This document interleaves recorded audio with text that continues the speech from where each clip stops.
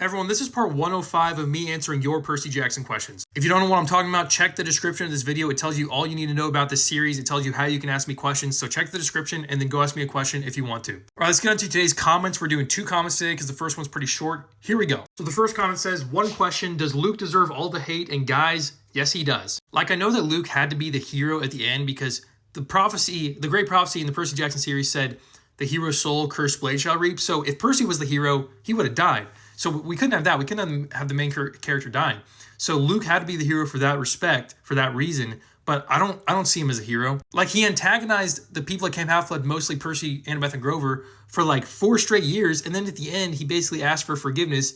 And he said like how Grover was super brave. And he also asked Annabeth if she loved him. So like, I don't think he deserved any forgiveness at the end there. The only reason I respect him is because he was the hero of the Great Prophecy. And for that reason, he died. And I love that he died because he deserved to die. Let's be honest. All right, now let's move on to the next comment. We got 4 questions here. First question, what ship foe you like more?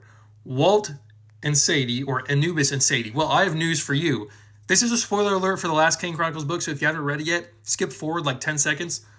Walt and Anubis are the same person at the end of the series. So Sadie is kind of with both of them at the end of the series, if you think about it. That being said, I think I more liked Walt with Sadie because they're actually near each other's ages. Anubis is like millennium old. So Walt and Sadie together by themselves makes more sense. So I'll just say that one. All right, number 2, what is your favorite Kane Chronicles book? Guys, I've talked about this so much. The last Kane Chronicles book, The Serpent's Shadow, is so freaking good. If you have not read the Kane Chronicles series, the entire series is good. But the last one, it's up there. It's up there with The Last Olympian, with The Mark of Athena, with The House of Hades. Is one of the best books Rick has ever written.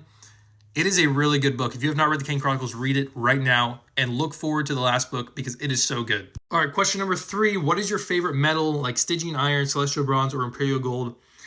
Guys, I'm going to go with Stygian iron, honestly. Like, whenever Nico stabs somebody or slices somebody with his sword, it drinks the essence out of the person or monster. That is so freaking cool. And Stygian iron can do the exact same stuff as imperial gold or celestial bronze. It can kill monsters, but it does that extra drinking thing, which is so fun. All right, question number 4. Who is your favorite Egyptian god mentioned in the Kane Chronicles? But I think I'm gonna have to go with Bes. Bes is so fun. He's the dwarf god. He's so funny.